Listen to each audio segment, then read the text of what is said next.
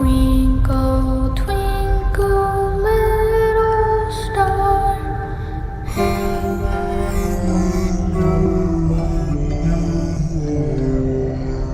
He's alive!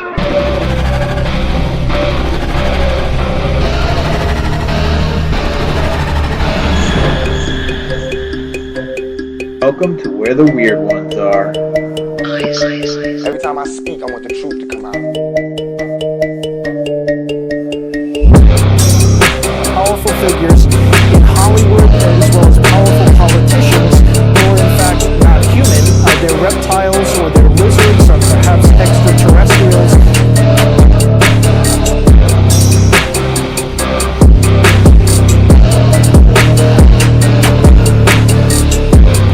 I don't think it is a human. I think it's a Sasquatch.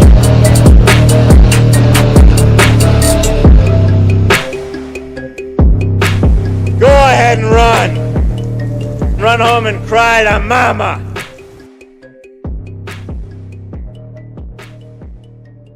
Let's get weird.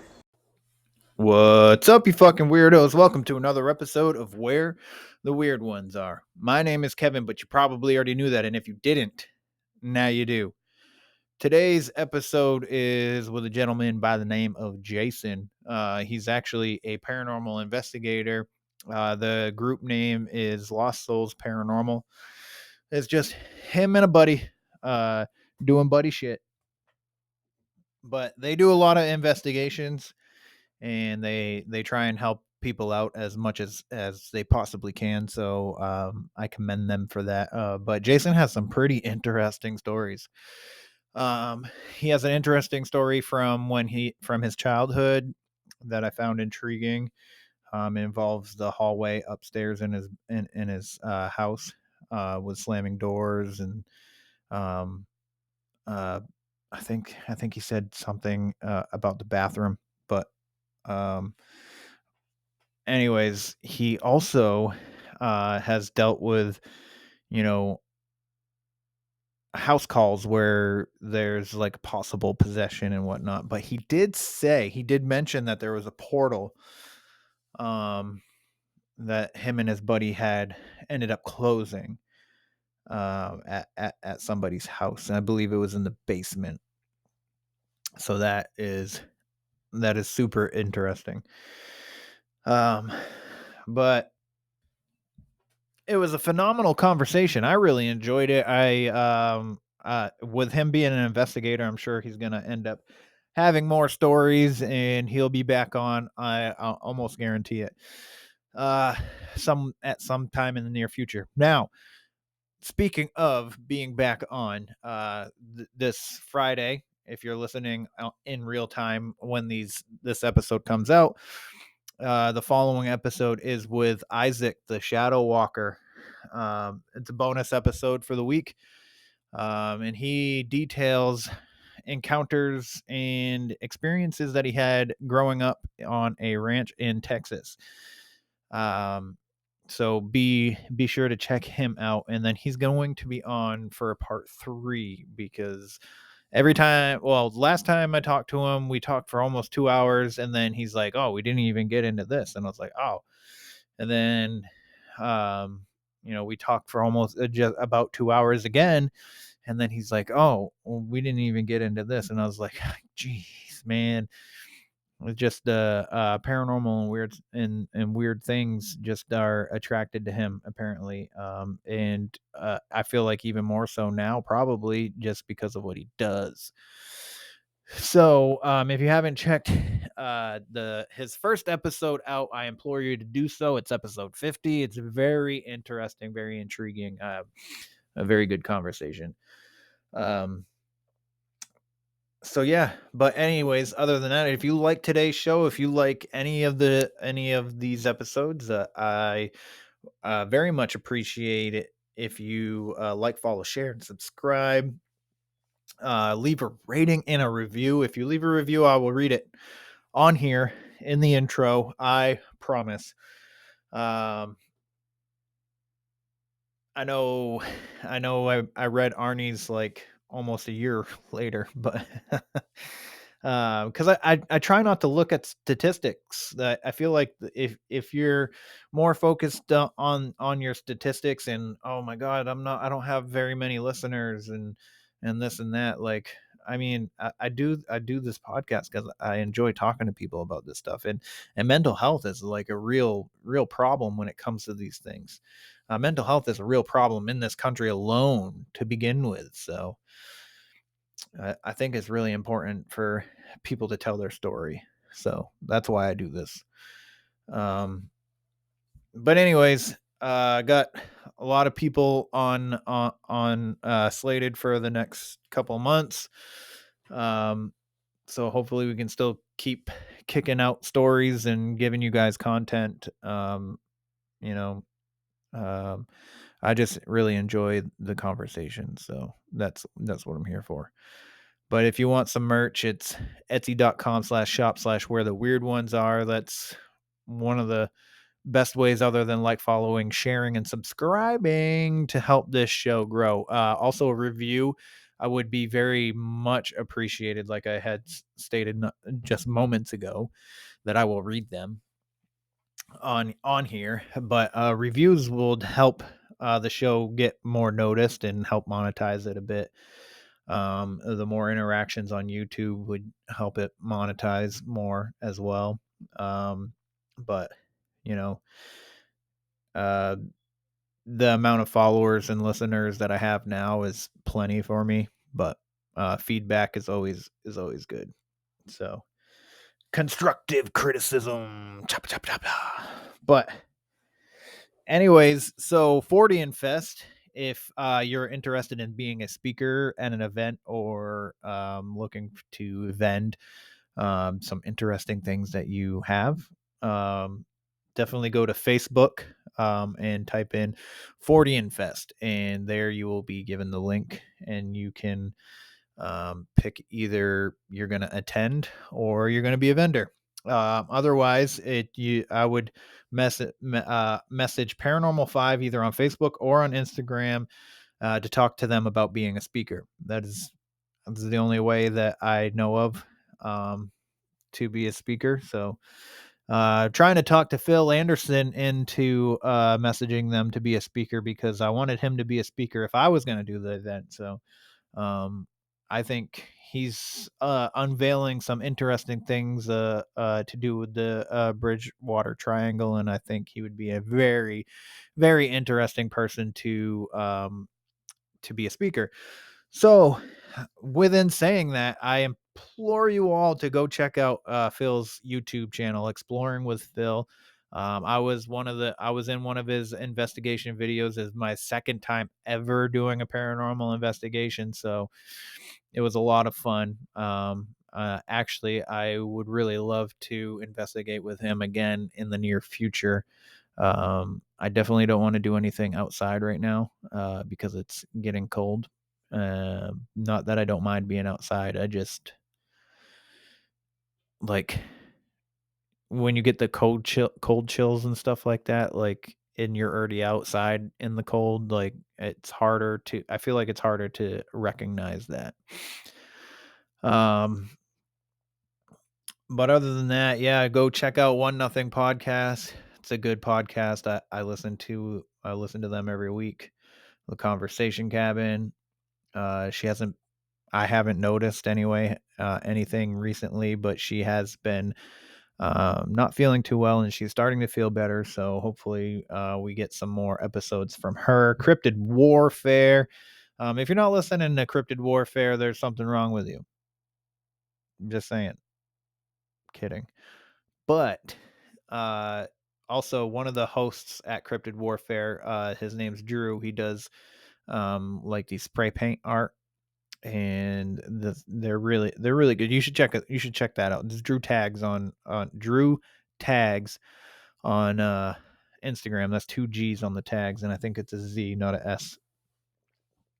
Yeah, other than that, if you are into video games like Minecraft, Fortnite, and whatnot, go check out my son's YouTube. He does like short form clips. I think all of his YouTube videos are like 2 to 4 minutes on video games. So That's Raptor Rex on YouTube. So he only has 24 subscribers. So which is better than his first time ever trying to do a YouTube channel. So he's pretty excited about that. So I thank everybody that is my friends that have showed support for love for me to go and support him.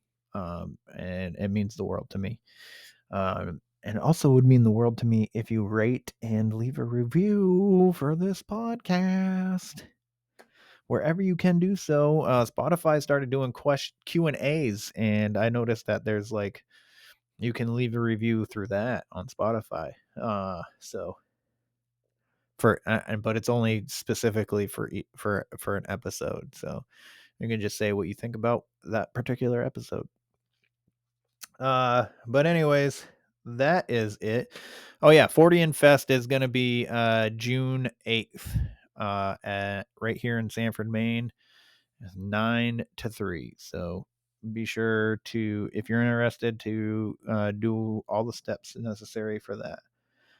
Anyways, let's get into the show.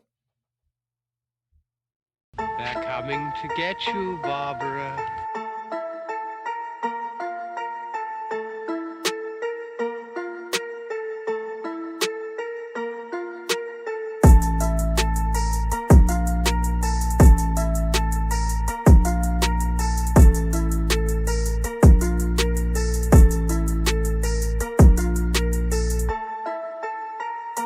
Let's get weird. Let's get weird. Let's get weird. Let's get weird.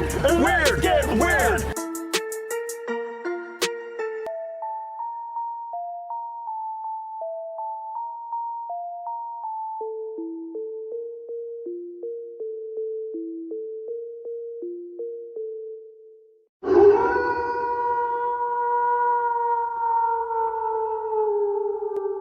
Here we go. What's up, everybody? I have Jason here. Are you so Jason? I was looking at your Instagram profile, and I believe it said you're a paranormal investigator. Is that correct? Correct. Yes. Yes, Okay. it is. Do you belong to a group, or do you do your own thing? I actually formed Lost Souls Paranormal in 2007 with my best friend Craig Hoffner. Nice. That's awesome. It's always lovely to do stuff with your friends, you know what I mean? Especially something that because I have I have friends that aren't into, paranormal and, the cryptids and all this stuff. So it's hard to have conversations, but you have a best friend and you're both into the weird stuff. So that's awesome. I'm happy for you. But Thank if you. you don't mind, real quick, just let everybody know where it is that they can find you and your investigations and your socials and all that. Okay, you can actually you can find me on Instagram at jason.5 .75. We also have Lost Souls as well. It's Lost Souls Paranormal on there on Instagram, and then you can find us on Facebook under Jason 5 or Craig Hoffner.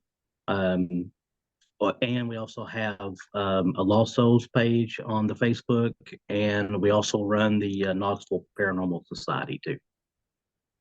Nice, nice. Kind of try to keep it as well rounded as possible. So how long have you've been investigating? I've been investigating with Craig since 2007. Oh wow. We started out, and it was sort of just like a whim, because we've been talking about it for months, and then finally one day we were actually standing in his driveway, and he was like, "Look, if we're going to do this, then let's do it." And myself, I've been empathic as long as I can remember. And Craig, on the other hand, is he believes, but he's very skeptical. So our team actually works out very well. Like, we have a really good balance. Nice. So is there more than just you and your friend on the team? It's actually just been me and him for almost, well, we're going on be 16 years next year. So we've just been me and him going out and doing investigations this whole time. So Awesome. yeah, Uh, it's pretty uh, cool. yeah. So what got you guys interested in investigating? We had I had personal experiences throughout my life. And probably I would say my early 20s, late teens, early 20s, I just kind of brushed it off, like a lot of people do, I feel. And they're just, you want to get through school and, work and everything else. And it was probably my early 30s was when I actually started thinking about it. Stuff started happening, and I was like, well, I can't ignore it anymore. I've kind of pushed it off to the side long enough. So then I really got into it full time. Trying to learn as much as possible. I had dabbled in a bunch of stuff like in my 20s, so I was really trying to find my I guess my place in religion, so to speak. I went to a bunch of different like churches and tried to try some different religions and this and that. And I finally when Craig had mentioned us doing this, it was like I think I finally found, if I guess I can say, my religion, so to speak, um, because this is like eat, live, breathe, sleep. Like this is basically all I think about most of the time. Yeah. It's like, no, this is a weird combo, but it's like most of the time I think about like paranormal stuff, but I love my reality TV too. So it's a weird mix, but it's like you try to have to juggle it sometimes, but it's a thing, I guess. We all have our little quirks or our things that we like. Yeah. Do you watch like Ghost Adventures and Ghost Hunters and stuff like that? I do sometimes. Now I'm more. I guess I don't watch. I watch like the haunted hospital shows a Yeah. lot because they keep my interest pretty good. Um, I think because it's like smaller segments, so you're only watching like one show in 30 minutes, and then it goes to another one. Um, to be honest, I haven't kept up with the Ghost Adventures guys. The last time I watched it, it was really kind of far fetched for me. So I just kind of laid off a little bit, Yeah. of that. Yeah, I hear that he exaggerates a little, but I mean I've never I think I watched it once when I was like in high school, and I was like, Mm. this guy's a silly goose. Yeah, Wicked nice guy though, from what I hear. Like yeah, he's super yeah, nice. yeah, So I don't mean any like yeah. shade to him or anything, but I mean Right. he has a Yeah, TV show, so he treats it like a TV show, that's what it seems like to me. exactly. Um, Yes.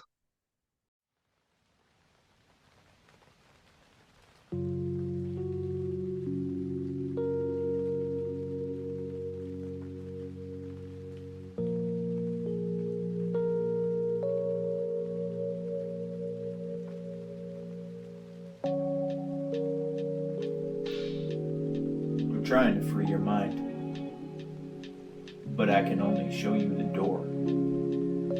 You're the one that has to walk through it. And by walking through it, my friends, head on over to www.deeperdown.store. There you will find some sick ass threads, AI inspired art on t-shirts, hoodies, flip-flops and cups, and motherfucking tote bags. I promise you, my friends, if you follow the rabbit, you will not be disappointed. You can also find underscore down the dot rabbit hole underscore on Instagram. He has thousands of followers, and he shows you deep down conspiracies, hauntings, and cryptids. I highly recommend you subscribe for $2.99 a month. Also, if you check out his store, upon checkout, enter code KevinsWeird18. There, my friends, you will get 18% off of your purchase.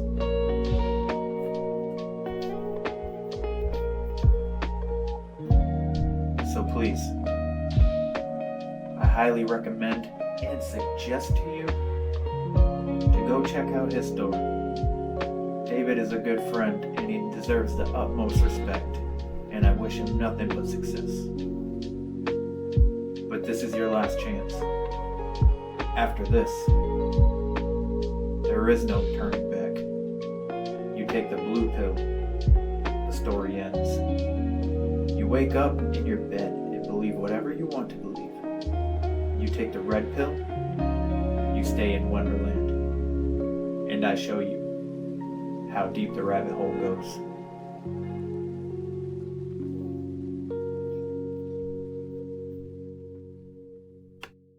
So, if you don't mind, just walking us through some of the things that you've seen and encountered, the experiences you've had.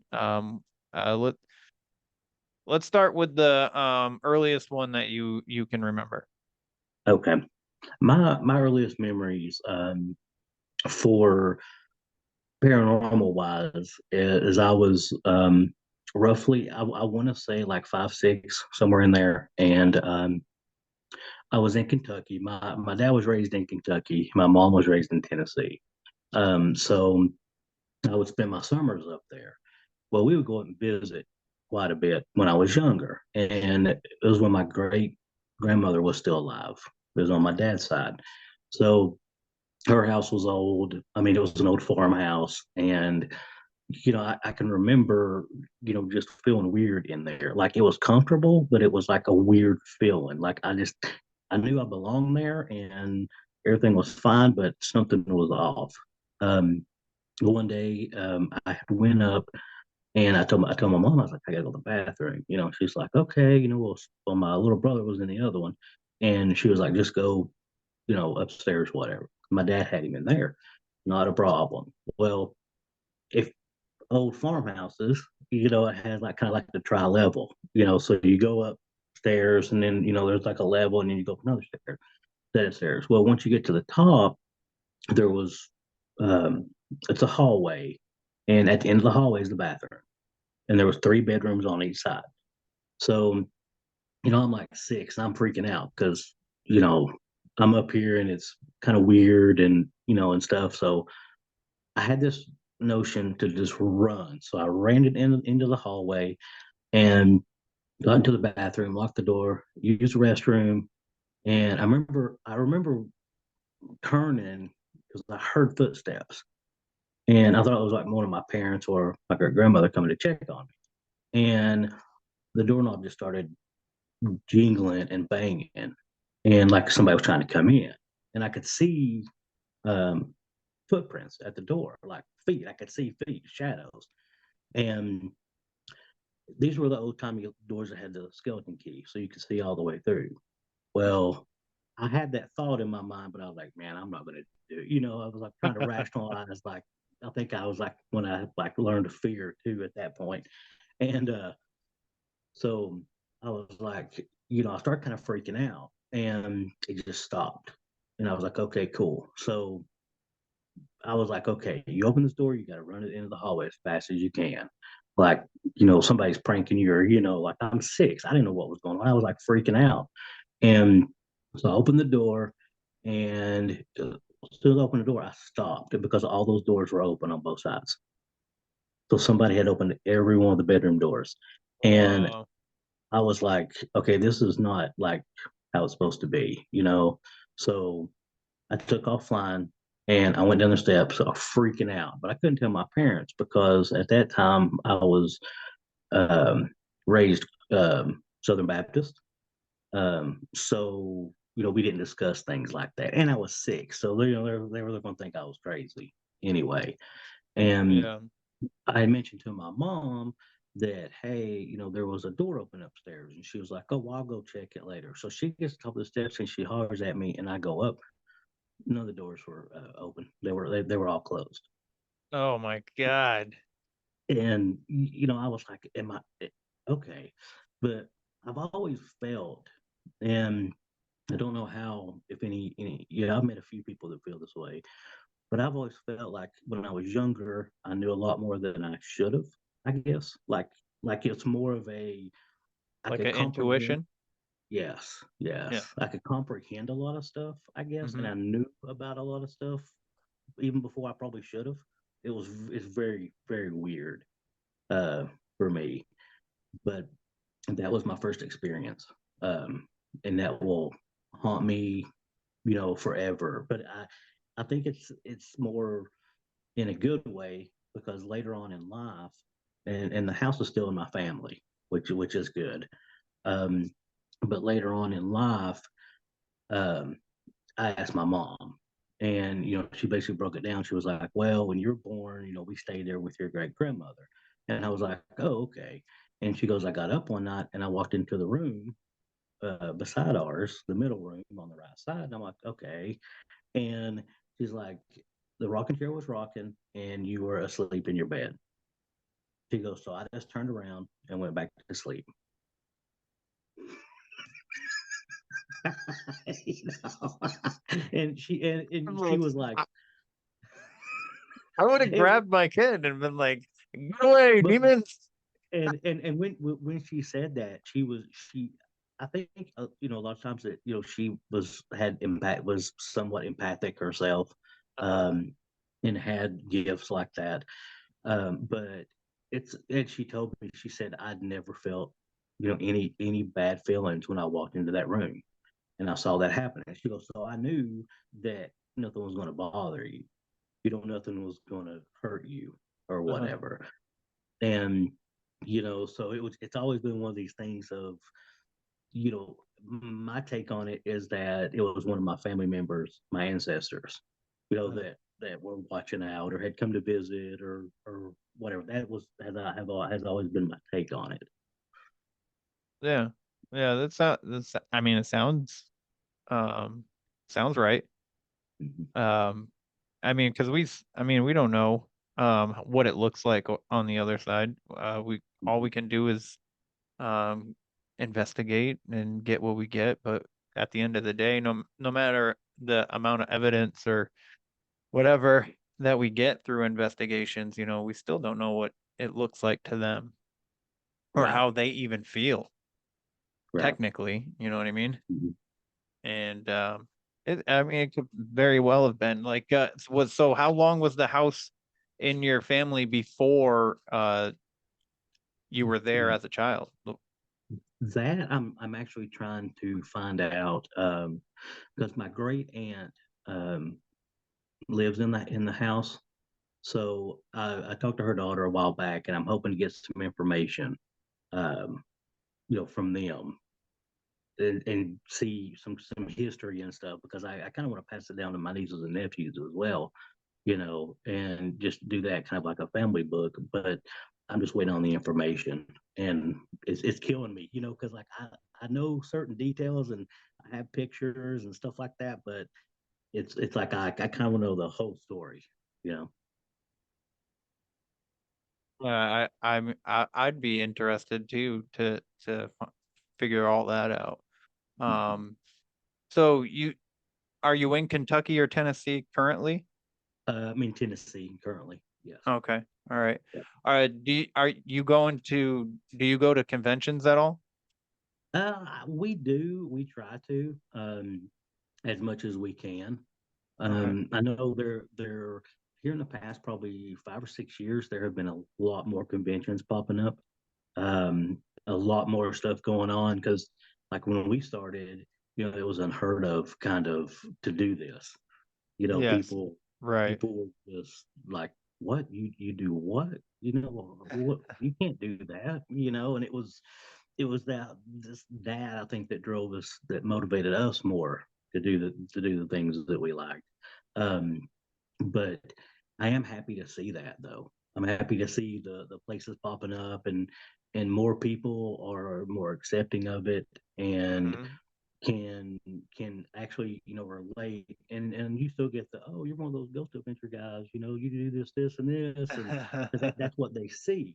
Right. They don't actually see the what really goes into it, I guess. Yeah. I also think it's good that it's more accepted now because like you said, you didn't even want to tell your parents when you had this experience with the doors and whatnot. And a lot of Yeah. people don't want to tell anybody. Like Mhm. some of my experiences I never told anybody. And my very first experience, the only person I ever even talked about it with was my sister. Yeah. Because she started like she saw something and then she was being she said something to my parents and um so she's being comforted by my dad and then I see the thing that she saw in my room and then I just leave my room and go to the living room and sit down and my dad's just like, what are you doing? And I was like, sitting on the couch and he's like, go to bed. I was like, and I never said You know, one word to him, and I was like 4. I think I was it was or maybe might have been 5 because I think I had just started kindergarten that year. So my sister was 3 or 4, and I was yeah, I was probably so my sister was probably 4 and I was 5.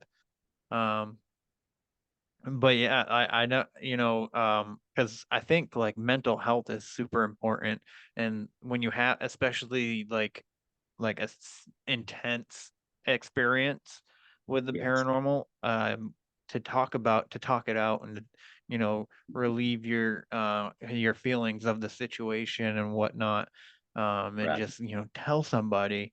I think is very important and can help us or whoever in the long run, and I think that's essentially the root cause of me starting this podcast was That's to allow people to talk about their experiences and just get it off their chest, even if they've talked to 100 other people about it. Like it's Mhm. still just continuously talking about it is I it, feel like is really good for your soul, technically, in a way. So it um is. It's almost like cleansing, because it's like you can talk to certain people about this, and it's cool, you know, and yeah. then you can talk to other people, and they're just like, no, we don't talk about that stuff, and you're just like, Yeah. whoa, okay, that was kind of heavy, you know. And the funny thing too, I'll tell you, since I started doing this podcast and talking to people about this stuff, like ghost cryptids and aliens and whatnot, I've had random people just say something about aliens or ghosts or something like um this woman that works the scale house at where I work. I was going in to sign the weight slip and she was talking about her and her husband going up to camps because this was early, like late spring, like right before summer, and they were talking that her and her husband go up to this camp and stay on a lake, and she was talking about fishing and kayaking on the lake, and she goes, but you can't stay there too long because Bigfoot will start throwing rocks in the lake, and then you got to leave because you've overstayed your welcome, and I was just like, what? Right. Yeah. Like it was completely I've never told her about my podcast, nothing. And she's just like, yeah, Bigfoot will run you out of there if you stay too long.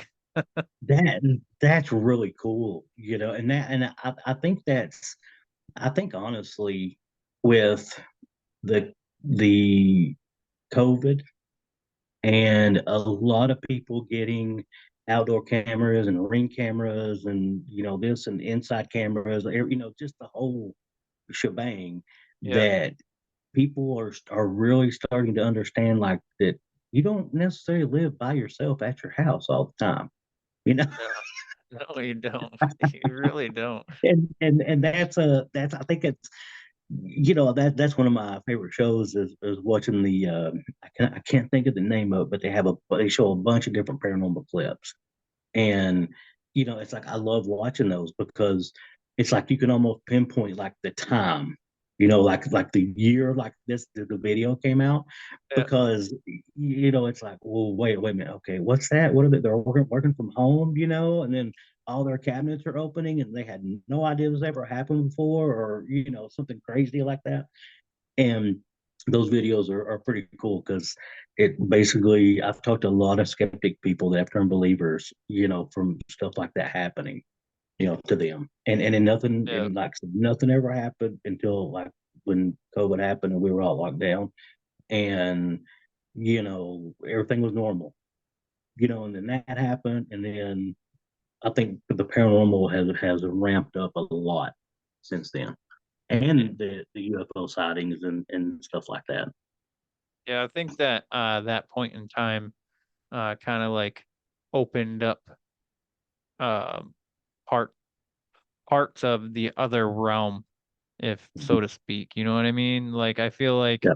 the the state of, people's emotions during that time, just like the collective consciousness just was like put a tear in it, and like maybe more things kind of like came through or something. I mean, Mhm. obviously I don't know, but Right. it's just like a thought that I've had, just because I I've started having more like empathic things happen since then, Mhm. where I could almost tell like something's gonna happen. I couldn't like say exactly, but I like got like a spider, like a spidey sense or something like that, Right.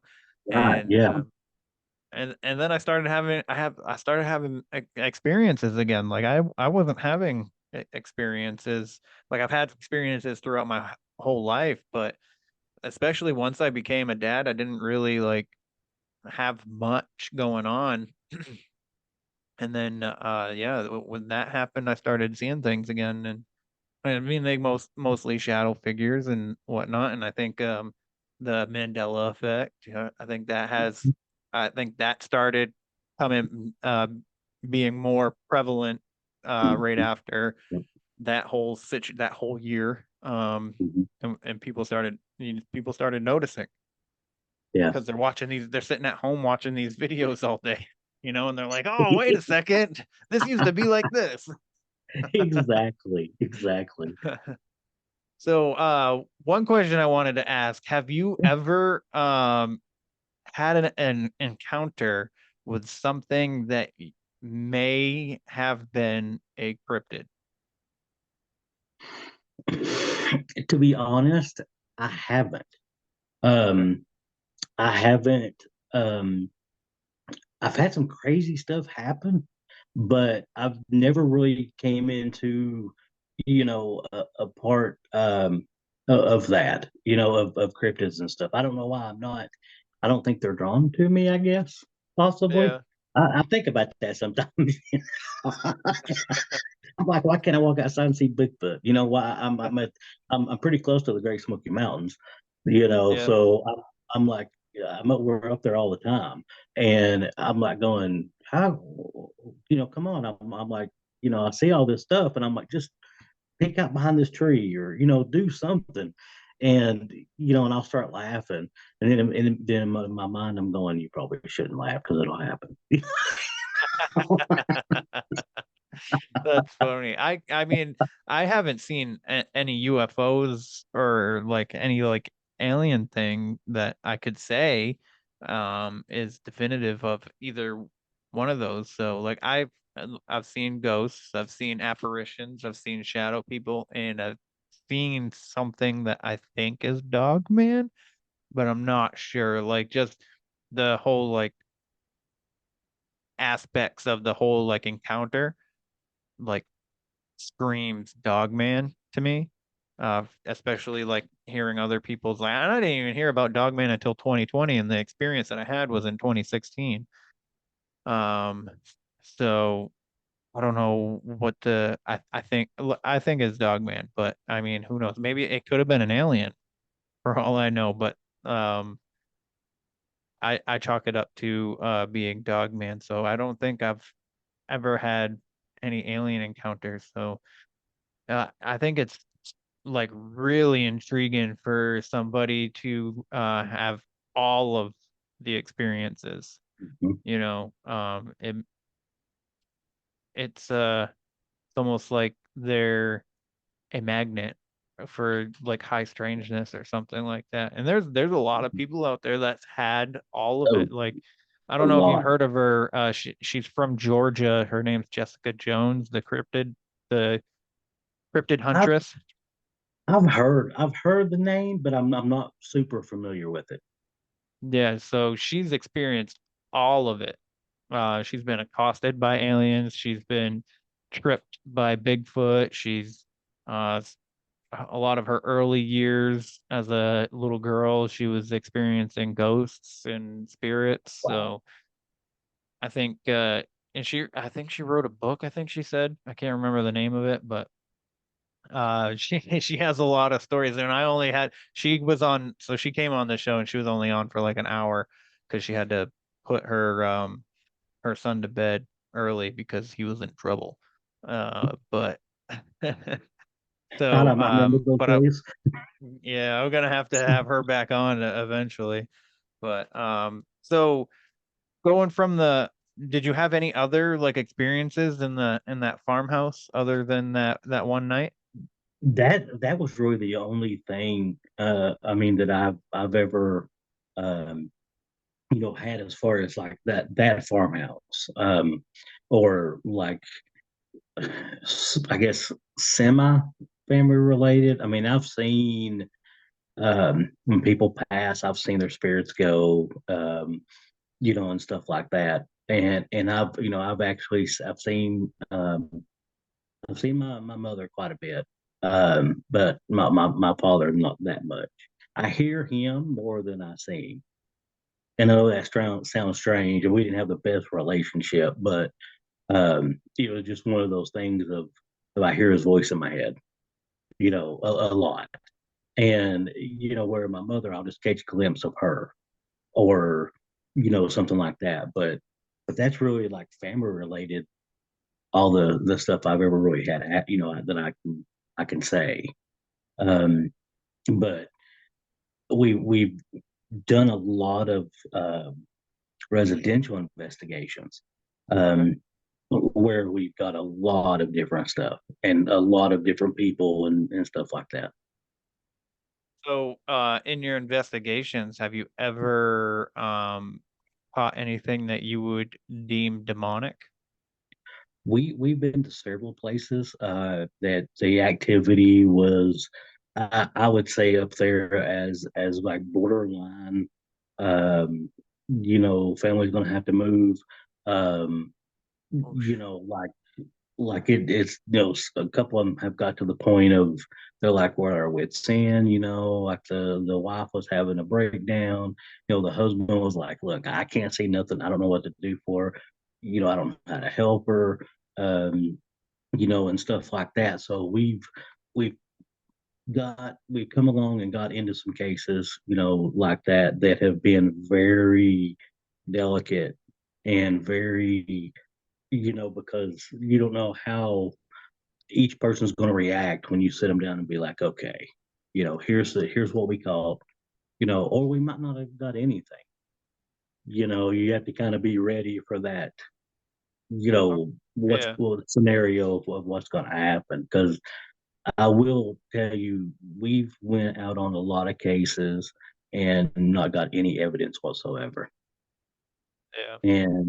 And that's a common, for us, that's just the common factor. And then we've been on some investigations where we've got more than I would have imagined, and that's a so I guess it kind of evens out.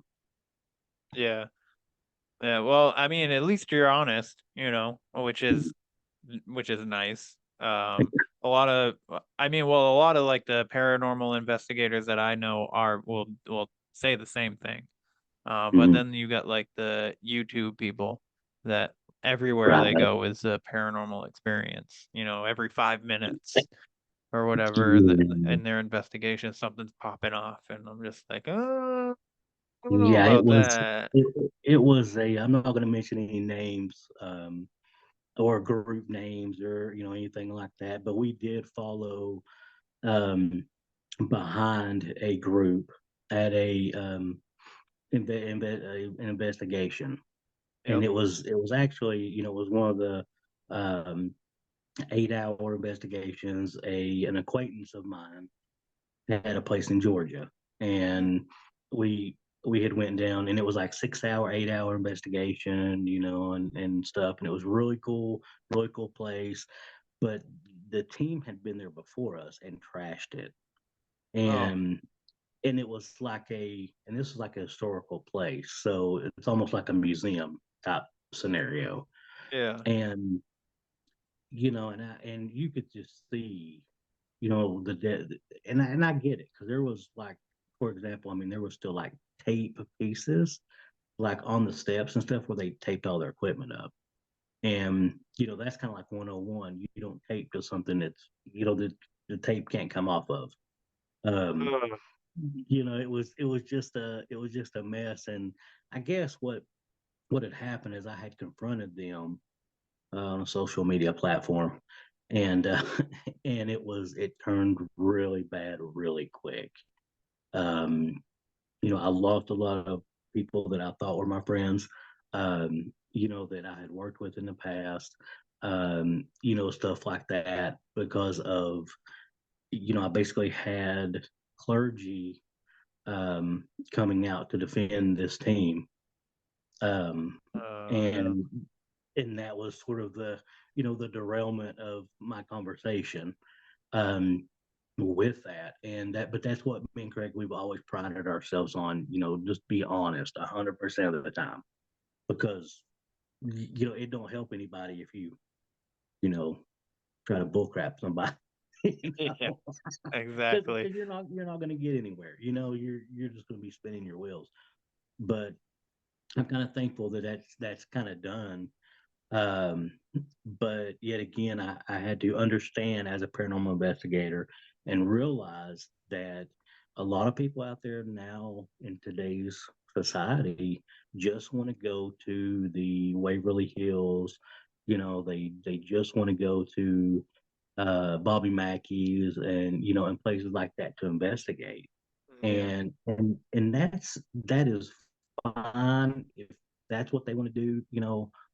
I'm behind them 100%. Um, but the reality of that is, the people that go out and do those investigations, um, for me, they don't have the experience that they need, that I feel, that, or the knowledge to go out and do these things. Because when you're dealing with the spiritual realm, it is completely different, than what you see on TV. And, if you go to church, what your pastor talks about on Sundays or Wednesday nights or whatever, it's a completely different ball game. And, Absolutely.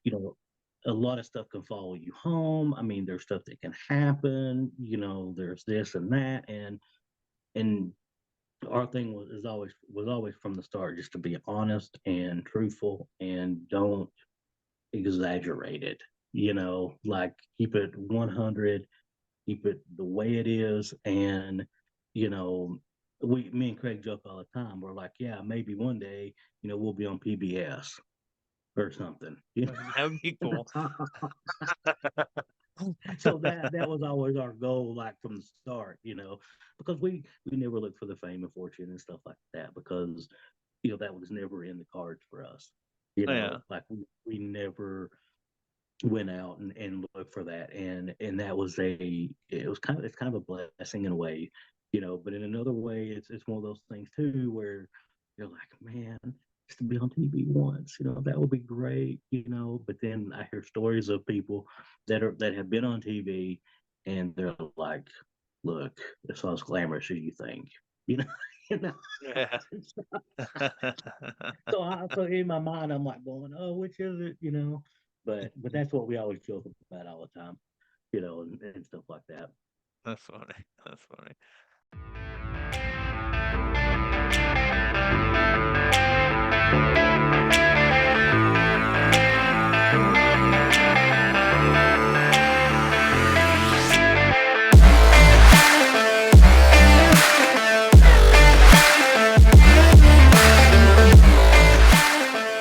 In a world where true crime meets the supernatural and the unexplained, where true crime and chills go hand in hand. Welcome to Total Conundrum, the podcast that explores the dark, the eerie, and the downright mysterious. Join us as we embark on a spine-tingling journey through the mysteries that keep you up at night. We're diving deep into true crime stories, uncovering the most baffling cases, and exploring the twisted minds behind them. But we don't stop there. We're also exploring the paranormal, from haunted houses to cryptids and all the creepy things that go bump in the night. Get ready for some supernatural thrills. And what sets us apart? Prepare for a dose of dark humor as we navigate through the creepy and bizarre. We've got it all. Bone-chilling tales, banter, and mind-boggling conundrums. You won't know whether to scream or laugh. So grab your favorite snack, turn down the lights, and join us for a roller coaster ride of true crime and the supernatural, sprinkled with a bit of comic banter. Stay curious, stay captivated, and let's dive into the world of Total Conundrum. Now available on your favorite podcast platform. Get ready to be captivated, creeped out, and cracked up with Total Conundrum. Thanks for hanging out with us here at Total Conundrum. Please make sure to check out our website and blog at totalconundrum.com for news, upcoming events, merch, bloopers, and additional hysteria. You never know what will pop up, so be sure to follow along. If you want to show your support for Total Conundrum and gain access to all of our bonus content, please visit our Patreon page. You can also follow us on Facebook, Instagram, and Twitter. The links are available in our show notes. If you have any questions, comments, recommendations, or stories to share, please email us at contact@totalconundrum.com. Episodes are available on Apple Podcasts, Google Podcasts, Stitcher, Spotify, or wherever you listen to your favorite podcasts. If you like the show, please rate, review, and subscribe on Apple Podcasts. We appreciate the love. Keep on creeping on, mother cluckers.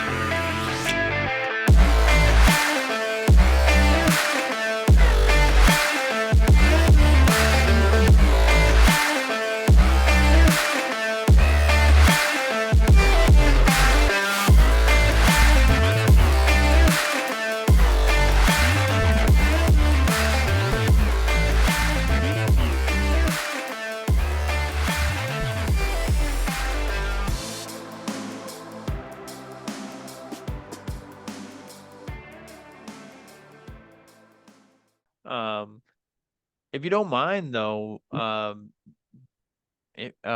through one of those investigations, Okay. where you might have had to, where it came close to maybe them having to move out, just like all the evidence and the things that happened to them, and what brought you into into them to reach out to you to bring you in to investigate and all that.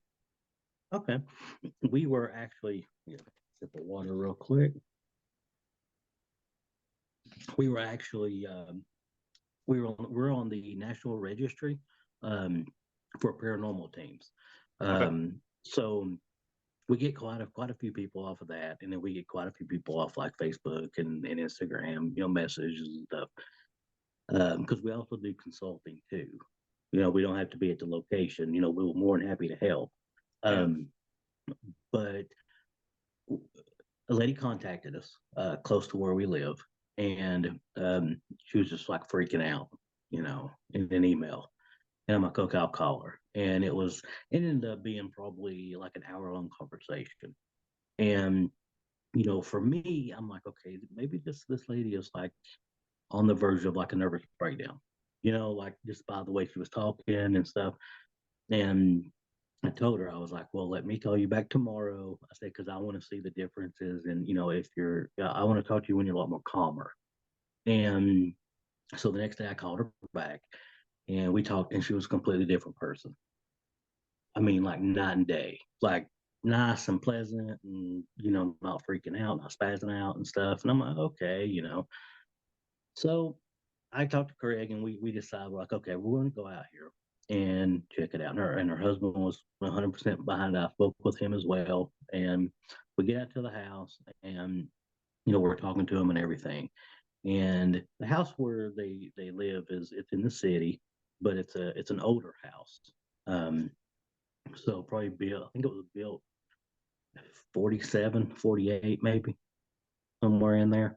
And so it had been remodeled on and and stuff like that over the years. So we're doing our stuff. Hold on And real quick. Did you say it was built in 1947? yeah, yeah. Yeah, 1947. I, I I've been going down a rabbit hole about 1947, but Really? yeah, there's a lot of weird things that happened in that year, within that year. I mean, Roswell crash, Yep. and just like a lot of other things that I've been looking into, and then all of a sudden that it's like the year 1947. And I will say that there's a river up here so I'm in Maine. There's a river up here that's cursed, and 3 white people die on it every year. And 1947 is the only year that nobody died. So, It's um, crazy. so anyways, you said 47. I was just like, what? And you go into this house to investigate it because this lady's going crazy about something, and then almost kind of sounds like she's being possessed, and then that it's like letting her go, and then you know what I mean. Um, So, but anyways, please continue with the story. I just wanted to okay. point that out. Okay. That's pretty awesome though, because that was a crazy year for a lot of stuff. Um, so we have standard, and I don't know how many people that, you know, I guess do residential investigations anymore. Because I think that's kind of a thing that's gone by really for a lot of people. Maybe it's if they don't feel safe or stuff like that. I think it's something that a lot of people don't do as much. Um, but so we're talking to the couple and stuff, and we have a packet, and we give them the packet, and they read it over, and it's basically like 30 questions, and some of the questions in there are pretty deep. It's like, do you take drugs for anxiety? Do you take drugs for anything besides Tylenol? Blood pressure or whatever. And it's just one of our simple questionnaires, and they're going through it. And this lady looks at me and she's like, I'm not on any of this. And I'm like, okay, that's fine. You can just put in A. And she's like, no, you don't understand. Why would you ask me a question like that? And her demeanor just flipped. Like she was the nicest person ever. And then now after she was reading that, I'm like, oh, so what is going on here? And her husband's like, it's okay. They have to do this. We want to get to the answer, find out what's happening. And so I give her a pen, and she's like, I don't need your pen. And I'm like, oh, okay. That's, well, you don't have a pen. I was going to give you mine. He's like, what did I just say? And me and Craig we're like standing there going, we were welcomed in here with open arms, and now it's twisted. Like, that's what both of us just like silently paused in our heads, I think, at the same time. So finally, and then she's like, well, and she gets up from the table, walks over and gets a glass of water, drinks some water, and comes back, sits down, and she's just pleasant again as like she was 5 minutes ago. It was like complete Jekyll and Hyde syndrome, and so Craig kind of he nudges me and he's like, I think we need to have a meeting, and I'm like, yeah, I think we do too, because I think there's some like serious stuff going on here, like stuff that we've dealt with before, but we're not really sure how to handle this. And so we walk outside to take a smoke break, and we're standing out there and we're talking. He's like, dude, he's like, I don't know. And he's a skeptic. He's like, I think she's on, she's mental and the help that she needs, we can't give her and we can, direct her in the right direction and help her. I'm like, okay, yeah, that's fine. And I'm the gung ho one. I'm like, let's go. Let's get fine. When Craig's rationalizing every step, otherwise we're going. I was like, we'll go back in there and see what happens. Well, there was a stoop, like 4 steps, and then the landing going into the house. We hit the top of that. She opened the door and she was like, "What are y'all doing here?" Her husband's like right behind her, and he's like shaking his head, like it's fine. And I was like, "Oh well, your husband called us. We stopped by, da da da." And she was like, "Whatever." She turns around and shuts the door on us. Like we're not Wow. even there. And I'm like, man, this is some really severe schizophrenia or something going on here. Like there's some stuff that's. And so we get in and we tell her, we're like, okay, she wants to help us with this. She wants to, be part of it, which is fine.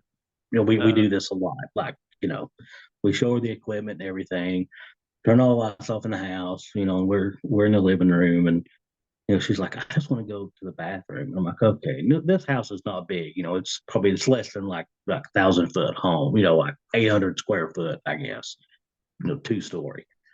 And so she goes in the bathroom and Craig was kind of around the corner and he was videoing and doing some stuff.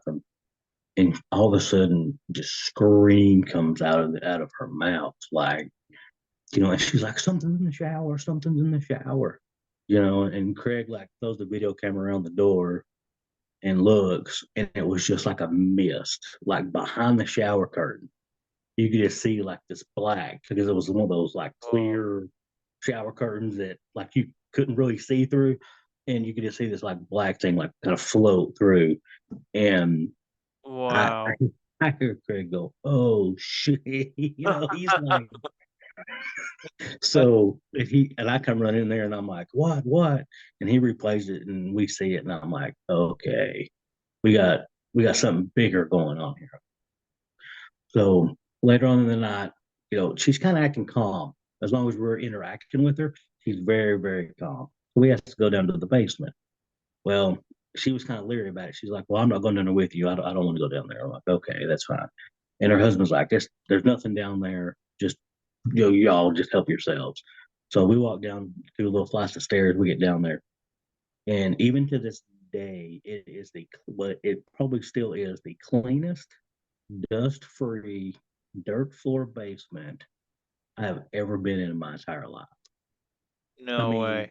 like we set a camera up downstairs, night vision camera, and and there's like duct vents and stuff, and there's not anything down there, and even when we walk, there wasn't any like dirt or dust flying up, and I was like, this is extremely odd. We, Yeah. this is No cobwebs or anything like that at all? no, like none, Wow. and Craig's like searching corners and looking for stuff. Well, we get to the very back to the right hand side, there's a small room, and I told Craig, I said, something's in that room. I don't know what it is, but there's something in there. And so he walks over with the camera and he's talking and stuff, and he's got the digital recorder, and and we only have at this time the night vision camera and a digital recorder going, and I had mine. And he walks in there, and all of a sudden you hear this piece of wood just slide over, and wham, hit the floor, And I'm like, what was that? And Craig's like, I don't know. It came from out there. And I'm like, dude, the lights are on, and there's no, we're in the basement. Like there's nothing else in here. And he turns and he saw where the wood had fell. And he was 6, 7 feet from it. So nowhere near like this 2x4 that just fell. And so he's like, we need to go have another meeting. And I was like, okay. So we Yeah. go outside, and he's straight up, just like there's a portal. He's like, she's opened a portal somehow, some way, and there is a portal in there. And I was like, all right. I'm like going, I didn't want to hear that because Yeah, nobody wants to hear that. You know, I'm like, oh, because there's a lot to go with that. And so I go to the car, get my little bag, we go in and we're talking to her, and and I'm like, okay, you're Christian, your religion, and do you want me to do the holy water and all that stuff on all the door frames and on you and your husband and all that stuff? And she looks at me and she's like, why are you still here? Just straight up. She was definitely being influenced. She was being influenced big time. And so her husband kept her in the living room, and we went and did all the door facings and and all that stuff. And finally, we went to close the portal that was there. We got that closed and got her all taken care of and everything. And then, we told her, was like, look, anything else happens, just don't just call us. Don't freak out. Just call us. We'll come back as many times as we need to take care of whatever problems you have. And she's straight up. This was straight up from a movie.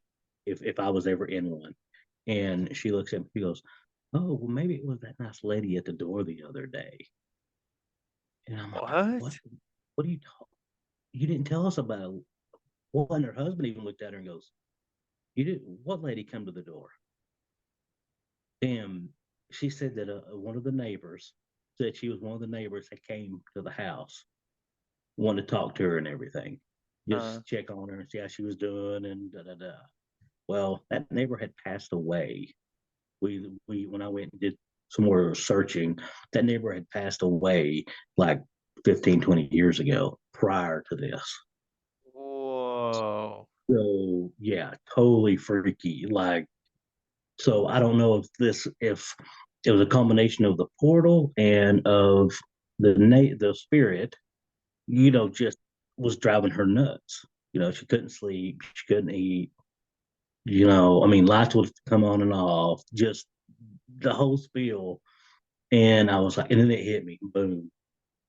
That was her issue when all of her stuff started.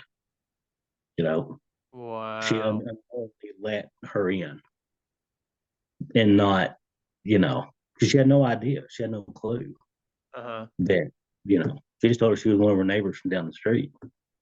You know, never gave her the address and everything. Never, she said she never questioned it, never thought nothing else about it. Oh So my that was goodness gracious. one of my, you know, I guess more tamer cases that we had. Um, but that was, I said we were probably doing our paranormal stuff probably 6 years, 7 years at that time. I guess when that Okay. happened. All right. Wow. So this was like 2013 or so. Yeah. What was I doing in 2013, 14? Nothing good, I don't think. I was still married.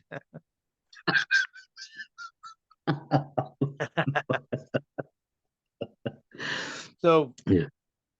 have you ever had a like positive experience with the paranormal where it could have been angelic or something, or like it like helped you in some kind of way or anything like that? I have. I had this was back 2003. Um, it had been snowing here. And where I'm at, we don't get a whole lot of snow. Um, it's kind of like mostly rain, stuff like that during the winter, but it had snowed for a couple of days, and was going to work like normal. Had a car wreck, literally like a mile and a half from the house. Hit a telephone pole, and at that moment, like the world stopped. Like, I mean, I can still to this day remember me sliding, knowing I hit something, and then it was like the world was silent. Like everything was silent. And I remember I was sitting there and I look over to my right and there's a lady standing there. And I'm like, okay. And I thought it was somebody, behind me. It was a pretty busy subdivision. And there was no cars around, and it was still just as silent as it could be. Like, I'll never forget the silence. And she was like, "You're going to be fine. Just relax." And I looked back in front of me, turned back to my right, and she was gone. Like, just in an instant. Like, and then I heard my car running, the radio playing, like, all this. I mean, it had to be, it was a matter of seconds, like, that this happened. And I remember I kicked my door open, I got out, and I was like, okay, this is really weird, because I could hear the birds, I could hear the snow falling from the trees, like, I could hear everything. But in that moment, when it happened, I couldn't hear anything. It was like the silence of silence. And a few minutes after that, one of my neighbors had actually was leaving to go to work and stopped. But I think that was one of the few times I've ever like seen and heard something that was truly pure and good, that was there to protect me. Do you remember what she looks like at all? Very, very plain. I remember, almost like a beigeish gray color.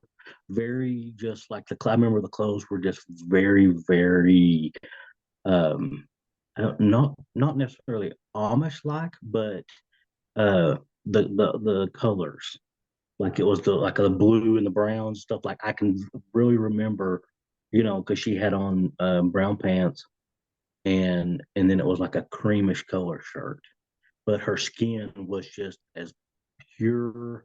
It wasn't even a color.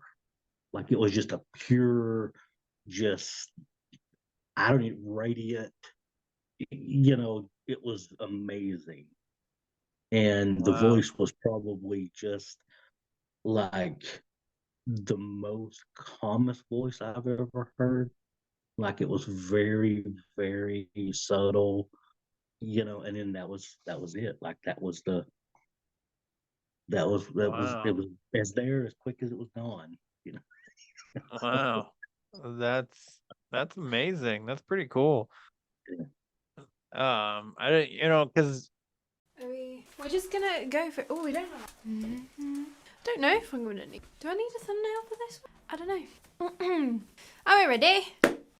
If you love all things dark history and paranormal, you're in the right place. Hi, What was that?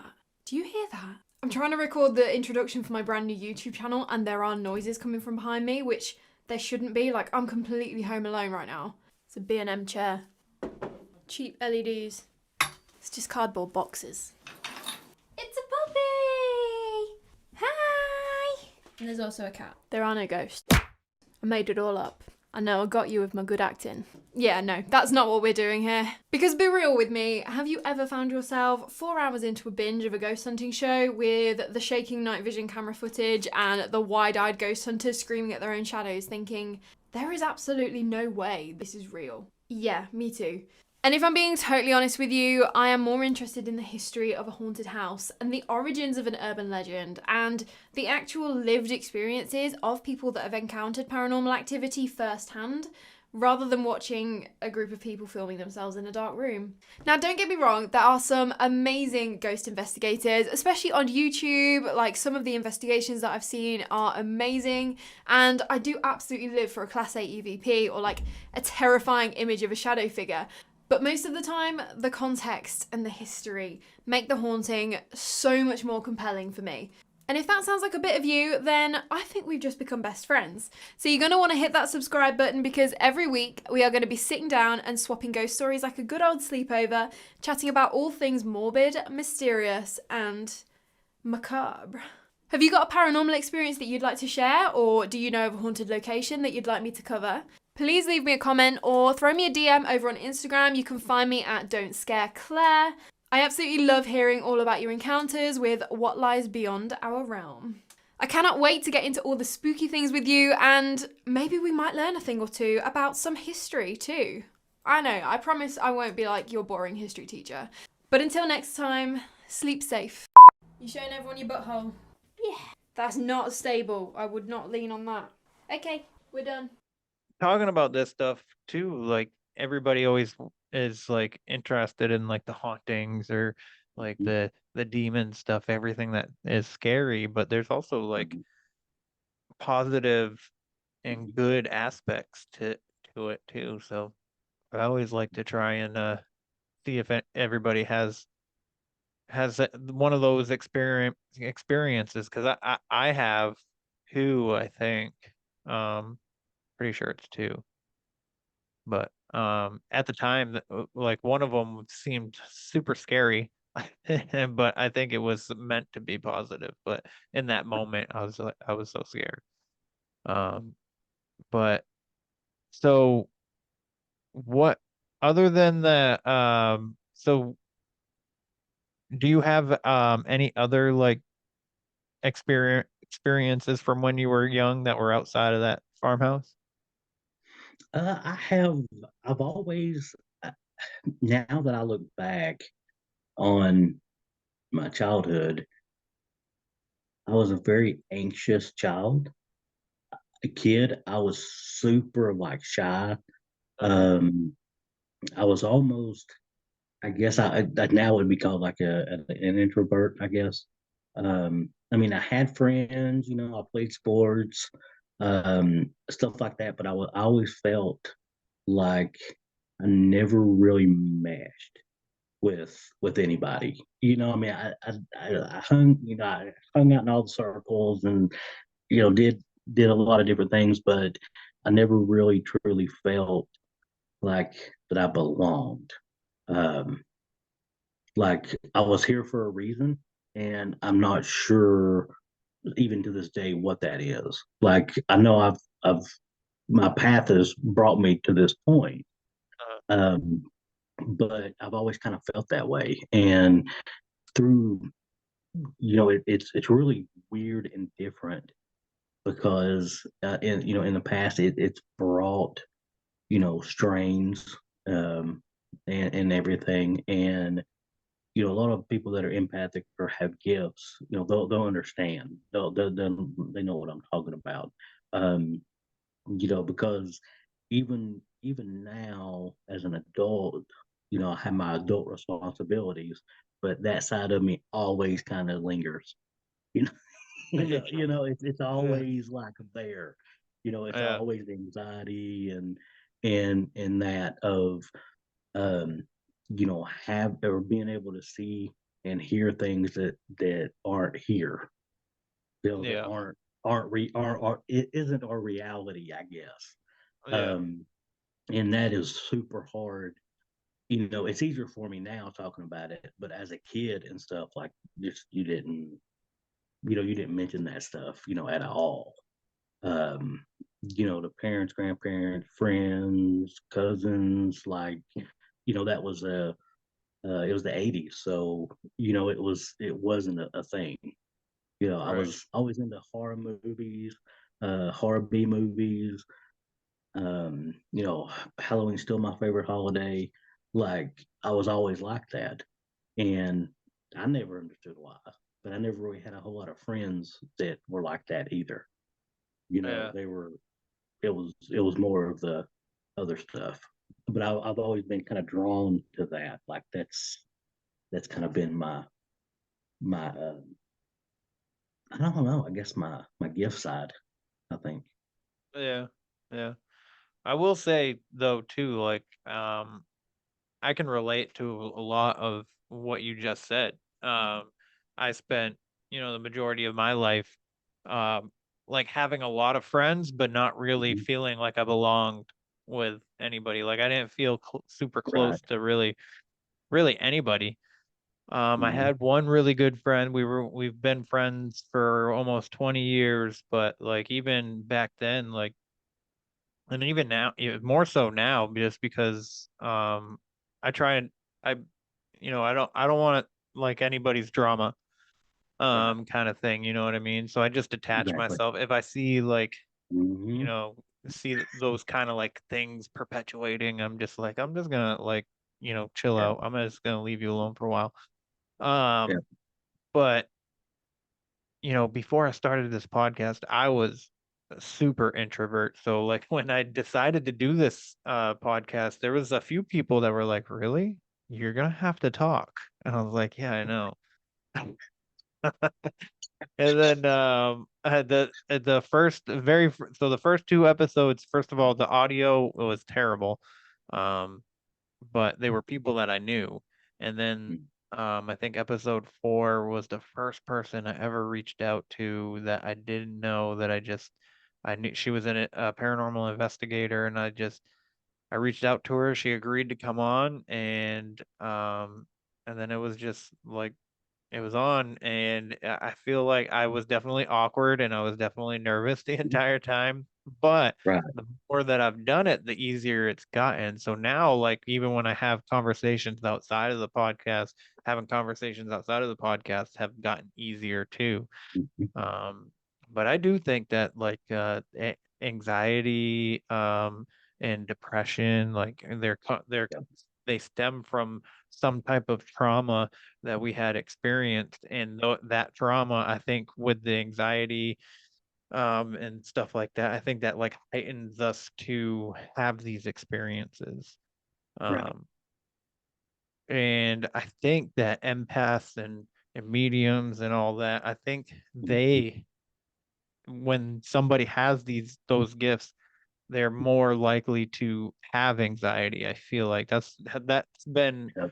um what I feel like the people that I know anyway that are mediums, they seem to be more anxious or Yeah. tend to be more nervous. Yes. Although they might be friendly and outgoing and ooze happiness, but Right. um it's always there. I mean, everybody experiences a little bit of anxiety here and Mhm. there, but there's other people that, it's like rules the world. Yeah. The same with depression. Everybody experiences it, but then there's other Right. people that it just destroys.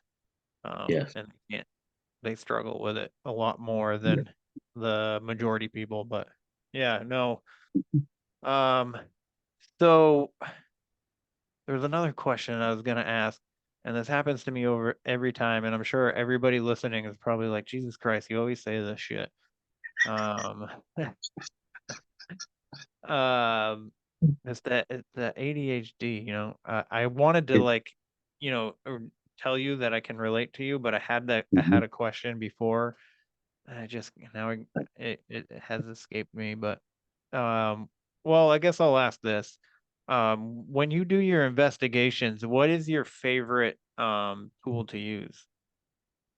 I think, and I'm gonna take this way back. Um, and I love doing this because it's probably one of my most favorite investigation tools or techniques. But baby powder is my favorite of all time. Oh yeah, It's get the it's footprints. yeah, the footprints or the glass or that I think I enjoy that more than and I like the dowsing rods too. Um, but I think I enjoy that more than the EVPs and the videos and stuff like that because it's to me that's like proof. That's like you move something and I can physically see it or I can see it when it happens. Um, that's what gets me excited and what gets me, on every investigation. Um, is when I get to do that. And that's very Craig, he looks at me like, serious. We have this other equipment. I'm like, I know. But this is my favorite. He goes, I know. But we had to I said, well, I'm going to win this argument. He's like, for now you are. And then we go back and forth every investigation. But it's, it's always one of those things of if I had to, take 10 items with me, that would be the first thing I would grab. Nice. So I'll ask. I try to ask this question to everybody if I can remember it. Yeah. But are you finding fulfillment in your life with what you're doing? I am. I I think my main thing is I get to meet a lot of cool people. I get to meet a lot of like-minded people. Um, I think that's probably the number one is I can actually relate to a lot of the people that I talk to about the paranormal. So that makes me happy whether I'm just, hey, what's up, or you're needing help with the paranormal, let me know or anything like that, because that's kind of where I think I see myself going. Um, with what I've done so far in the paranormal, what team has done, me and Craig. And I think that's a number one. And then, I like that we're strong. We have a strong foundation in our team, and that we can actually go into an investigation, sight unseen, no information, and go in and actually not only have fun and be safe, but we get to help somebody. That's at the top too. That's it doesn't always end that way, but when they do, when the investigations are good, and we can get rid of what the client needs, then that's one of my biggest fulfillments. Nice, nice. I like that. That's a good answer. Um, Now, what do you guys have coming up in the near future, like for investigations and whatnot? Well, we as of we're going to take a break for the holidays, Uh-huh. and and stuff like that. But I mean, if something emergency comes up, or somebody contacts us, then we'll be more than happy to help. Um, we hardly ever tell someone no for an investigation if it's of the nature where we need to step in and help. Mhm. Um, I've noticed here recently, and this is sad to me, but I've noticed a lot of scams lately um, in the paranormal, with people contacting you or getting on a chat group. Like I'm on one, like it's Haunted East Tennessee chat groups on Facebook. A lot of knowledgeable people on there. I'm not a huge follower of it, but I get on there and check it occasionally and stuff. But I had someone message me on there, and then they asked to join the Knoxville Paranormal Society, and I told them about the link or whatever, because they were close, they were in Knoxville, and I did that, and I talked to them, what kind of problems are you having, and da da da, and what really got me going, well, I think what really upset me the most was, the person was talking about their child, and they're having this and that, and stuff's happening to them, and and they want to get it fixed, and spiritual and paranormal, da da da. Okay, well, the next message I get from them, I'm like, yeah, we can come out. We set a date, da da da. And the next message I get them is like, hey, I own my own business. Here's some pictures of what I do, construction work. And I'm like, are you serious right now? Like, you tell me this whole story about how your family needs help with paranormal issues, and then in the next message you're messaging me if I need any house repairs done. You know, Good stuff. What the and hell? and I'm like, and I showed my fiance, and I was like, I said, check this out. Like this guy's like, because it was legit at first, legit deal.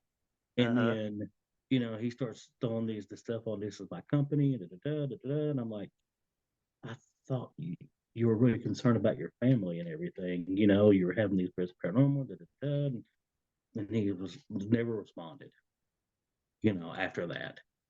And I was like, you got to be kidding me. And that's not that's the first time it's happened to me. But I've heard Wow. stories of that happening, of people doing that. And I'm like, that is insane. So we've been having to kind of weed out people um, Yeah.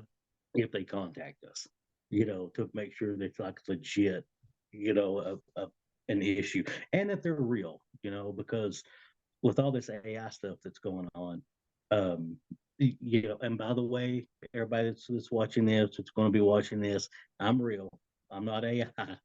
Okay, this is my disclaimer. No,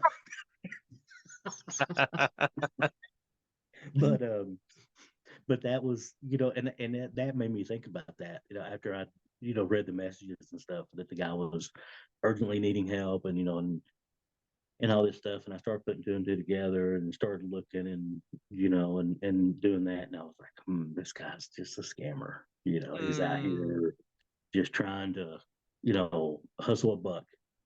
Yeah. Yeah. So That's terrible. That's a good thing you didn't go all the way out there, though. I know we had it set up and everything, and it was good, and and the more things he started, the person started saying, like, the more red flags popped up, Yeah. and it was just like, okay, I was like, I don't want to go out there and set myself up for something crazy, and then secondly, I don't want to put us in danger or harm, and I'm like, I think this is all like set up, and so I'm messaging Craig, and he was like, "Oh yeah, yeah, it's a setup. Yeah, it's a setup." Yeah. But that's all he said, and I'm like, That's all you got to say?" And he's like, "Yeah, pretty much it's a setup." So I started laughing. That's hilarious. But Oh man. Well, Jason, do you have um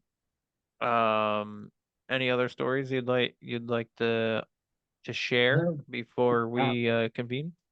yeah, I will. I do have one. I'm not going to tell you the whole story or anything, but if you are in Tennessee, and there are some places, like there's Brushy Mountain State Penitentiary, that you can visit. And I've been there several times.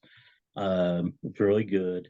But if you're looking for a paranormal investigation that you will not forget, the Greenback Castle is a place that I would suggest for paranormal investigators to go if you can get access. Um, it's the guy that owns it is he basically built this castle, and you can pull it up online and everything. He basically built this castle because God told him to. Um, and it's got turrets and everything, and it's all handmade. I mean, it's very disturbing in a way, because there's like one whole room full of dolls. He has a church in there.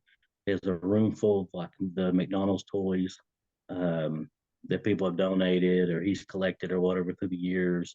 Um, I mean, it's a very. He actually has a real pet cemetery that's where he buries his pets. Wow. Um, I mean, this place is definitely off the charts. Like I said, people from all over the world have came there, to investigate, and we were lucky enough to investigate it. And that is one place I will never go back to. Um, and I tell Craig this all the time. I'm like, I will never go back there unless we make the big time, and we got some A&E or Travel Channel producers with us, and I'm like, because the stuff that is there is like the craziest I've ever seen. For an investigation, we had a car, converter, a torque converter, go out on a car while we were there.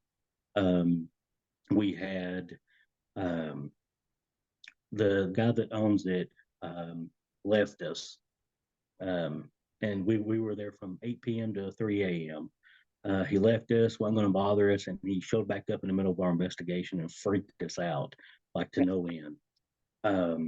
And the the craziest, and I'm and it, the sorry, Okay. my cat.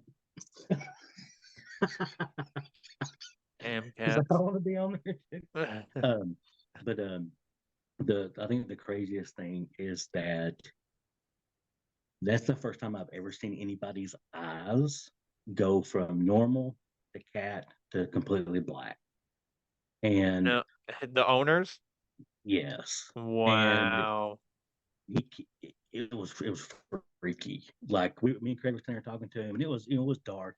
We had lights set up and stuff, and this is outside, so I mean, there's no power to it. Like it's basically it's when you turn on the road where leading to the castle, it's on like a cul-de-sac dead end. It's like you're going back in time. Like it's 1960 all over again. It's out in the middle of nowhere in the country.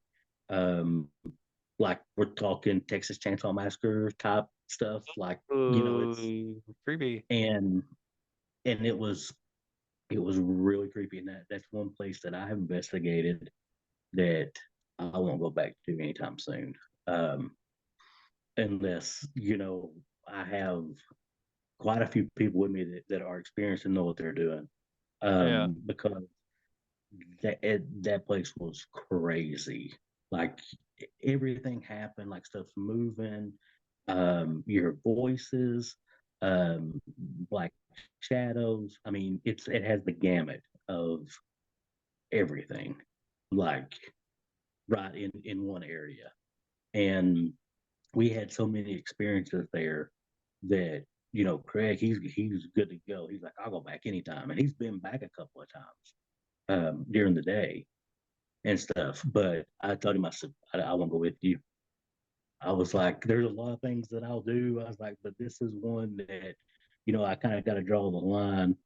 And when I saw the eyes change, and it was like, when someone blinks, it was like normal, the cat eye, to completely black.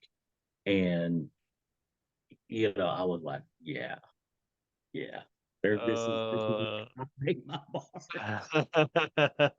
Like this is it. Like I'll finish out the investigation and then we'll move on to others. But I'm not coming back here because it was insane.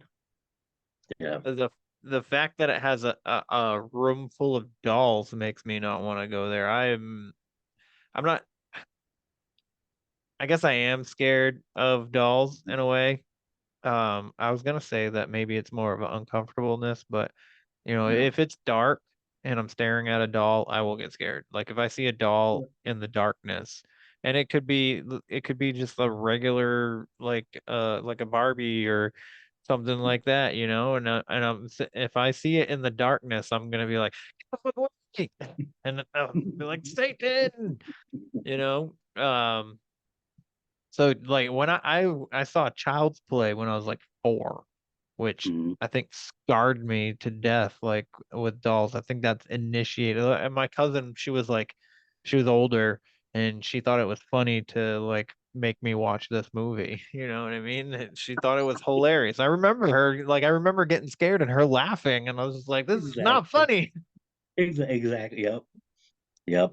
And then you got stuff like movies like The Puppet Master, and then I grew up on Goosebumps too, and they had Slappy the doll and trying to possess you and stuff, and there's just there's a lot of doll horror movies. So I mean, they just put one out. I mean, it's a robot doll, but like Megan. Yeah, I've seen the reviews for that. Yeah. Yeah, my daughter really wanted to see that movie randomly because she doesn't like horror movies, and she wanted to go to the movie theaters to see this, and I was like, what? So I took her, and Did she she's just enjoy the like, movie? she said it was scary. She's like, it was a lot scarier than I thought. And then because my son absolutely hates horror movies, but I think my daughter has more of the inclination towards like horror of the myself.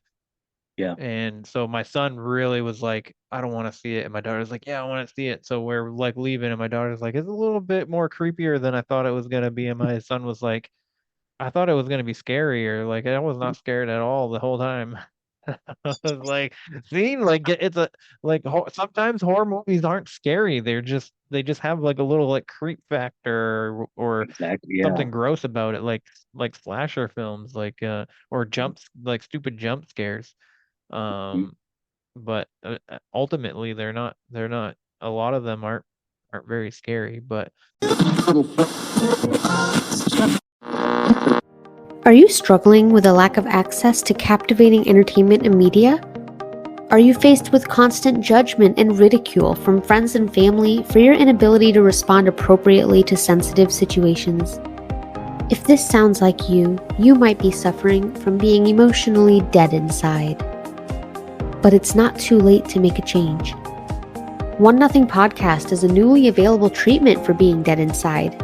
Taken just once every 2 weeks, One Nothing could make a world of difference. By combining carefully measured dark humor to the amazing original formula of grisly fatalities, One Nothing Podcast has successfully entertained thousands of people suffering from death inside. And with access across all podcast platforms, treatment has never been more readily available. But don't trust my word. Here's some real-world testimonials from a few of our listeners currently undergoing treatment. From consistent doses of One Nothing Podcast, my posture has greatly improved due to being kept on the edge of my seat. The One Nothing Podcast comes on, everybody be like, shut the f*** up. I'll be quiet, but when the episode's over, I'll be talking again. Oh my gosh, buddy. I used to be on so many medications for blood pressure, and then I listened to One Nothing Podcast's episode on Kitty Genovese, moved into an apartment on my own, and haven't needed it since. That one really got my blood pumping. You know, listening to One Nothing Podcast, I'm not constipated anymore. I'm just full of shit. So what's stopping you from great entertainment? One Nothing Podcast is not intended for all audiences. Listeners under 18 years of age should obtain permission from your parent or guardian before downloading. Tell your therapist if you're predisposed to whining, complaining, reading podcasts poorly, being overall combative, or being easily offended, as One Nothing Podcast might not be right for you. So stop letting great content pass you by. Talk to your therapist today to see if One Nothing Podcast is right for you. That leads me into one of the questions that I wanted to ask earlier. What, if you can, what is your favorite horror movie? That's a good one. I'm a huge Vincent Price fan. I love the classic horror movies. Like I don't know, I've always been a fan of that type of horror. You know, that they have, Alfred Hitchcock and Vincent Price and stuff like that. But think if I had to pick one, and I have tons of favorites. Yeah. But if I had to pick one, I think the first time I saw Halloween, the 1978 version, I think the first time I saw that, like, really, got me into the, because it was the music. I mean, I love classical music, and it's like, I love all genres of music, but it's like when that music starts, it's like the hairs on your arm stands up and the back of your neck, and they've got the leaves and and all this stuff, and you're like, I don't know what's going to happen next. And even to this day when I watch it, Yeah. I kind of revert back to that first time I saw it, and I'm just like, this is the best movie ever, because I still kind of freak out a little bit when I watch it. Yeah, that I mean, when I first watched it, I was creeped out. I was like, what is that guy's problem? You're like, why is he walking down the street with a jumpsuit on and a mask? It's just like, wow. You'll have so many questions. And they'll never be answered. Exactly. They'll have like movie number, whatever, 59, and he'll still be alive, or whatever. But it's just that. Yeah, that franchise has been going freaking. It's forever. It's almost 50 years. Holy cow! No way. So. 78. Wow. Yeah, the Halloween. Yeah. Wow. Yeah. Well, It's close. 50 to 2028 will be 50 years. Yep. Holy cow. Yeah. That makes me feel weird. And I mean, I wasn't alive in 78, but still, like, it was still a big movie when I was growing up too. Mhm. The original, the that one, and then the sequels, the Yeah. the trilogy there, and then Yes. they started doing weird stuff like and then Jason and stuff like that. But yeah, wow, holy cow, Exactly. Well, man, that's and time flies. it's crazy because I was actually thinking about the other day, my mama, and this is what gets me. She actually, I think, got me into horror movies without knowing that, she got me into it because I remember um, watching The Shining when it came out on regular TV. Like me and her both stayed up and watched it, together. And I think I was like 10 or 11 or something, like it's first time on TV, and everything. And I had no idea, what was happening. But I Yeah, remember sitting there watching that movie and her just so enthralled in, what was happening, that I think that's where I got my horror movie, my love for the horror movies. And yeah. ever since that, we always watched horror movies together. Like that was kind of our thing. Like nobody else would be like, y'all crazy, we're not watching those. And she'd get the TV guide and be like, okay, I gave my age away there. I'm getting old. So, but she, she would get the TV guide and go like, Saturday night, this one's coming on. We got us a movie,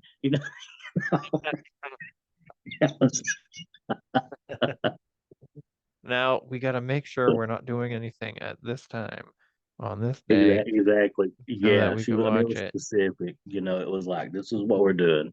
You Yeah, know. yeah. The TV guide was still a thing when up until I think I was like 12 was like the last time I ever saw a TV guide around. It's So, when and I I remember going to the Blockbuster or like the Mhm. local movie store or whatever they called it, and it was like that was like one of my favorite things to do. I remember we were living in Gorham, New Hampshire, and my dad. So the reason why I love horror is because my dad loves horror. My dad's like a movie person anyway. He's every weekend he went to rent movies.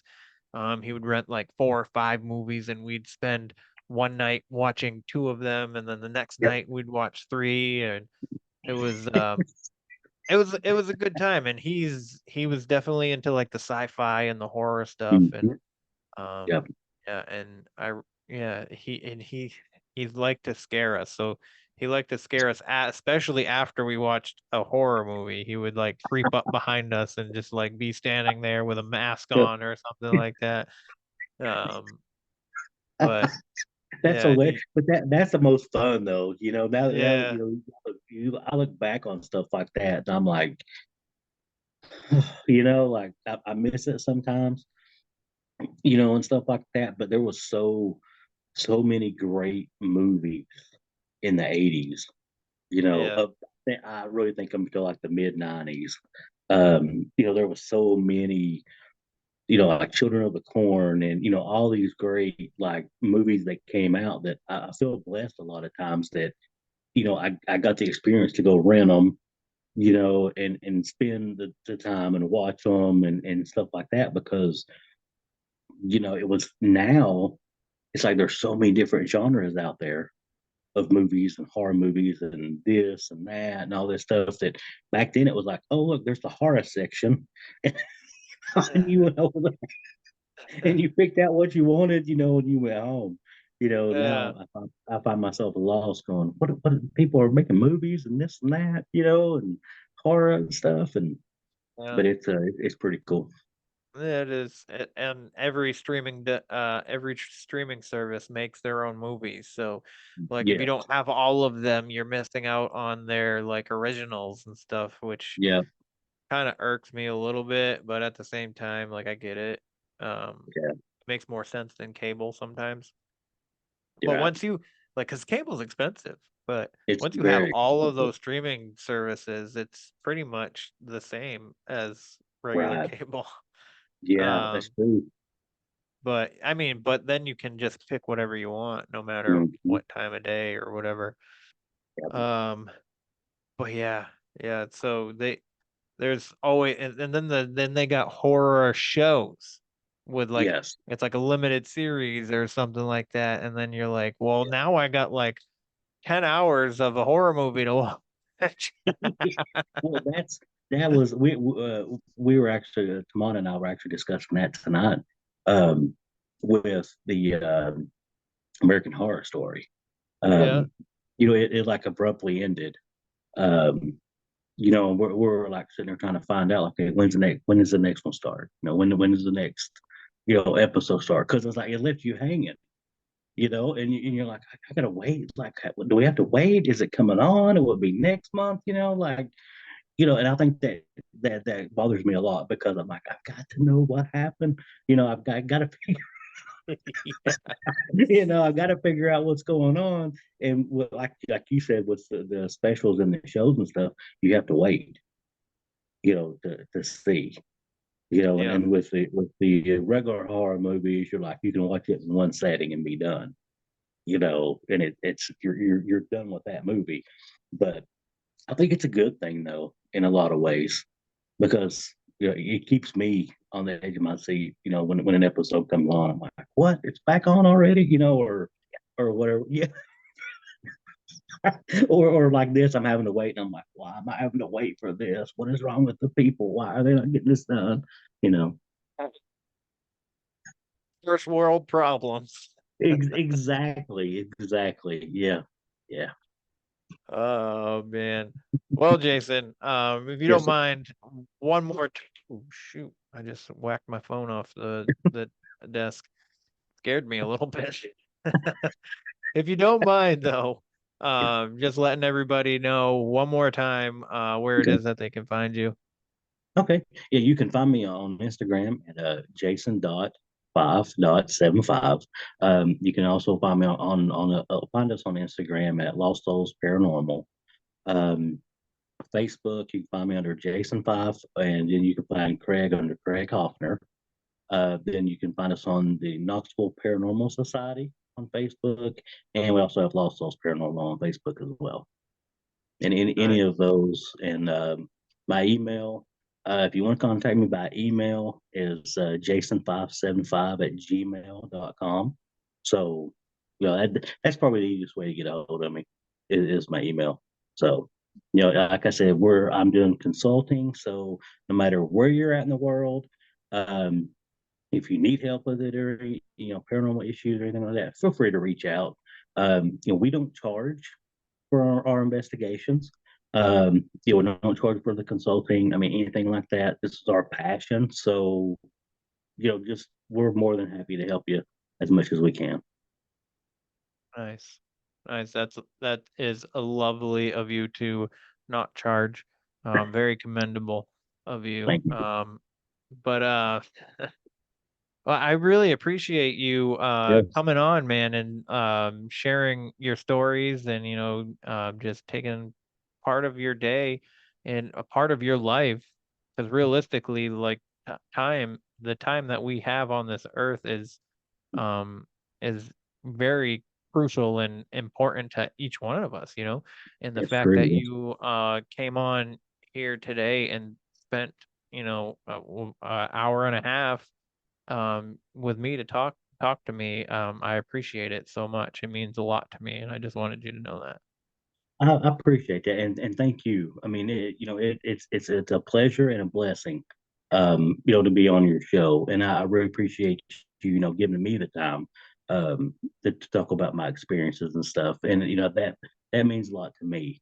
But hopefully, by us doing this, yourself and me, that we can help people, we can reach people, hopefully they know they're not crazy, that they have somewhere they can go and talk to like-minded people, and I really commend you for doing this show because I think it's awesome, that you're getting out there and doing it, and thank you again for having us on there.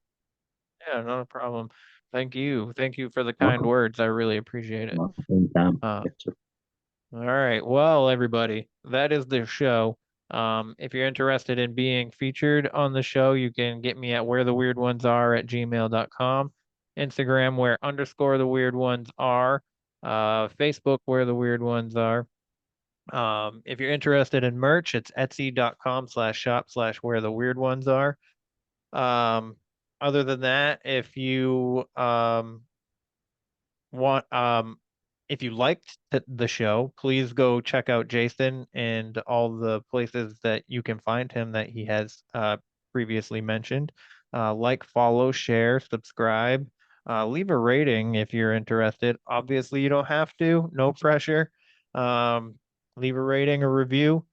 But other than that, I hope you have a good day. I hope you have a good night, whatever time you decide to listen and or watch.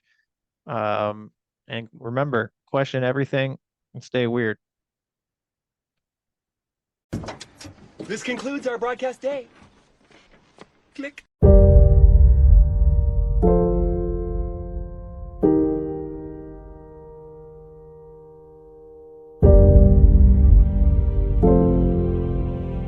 Because in the end, none of us have very long on this earth.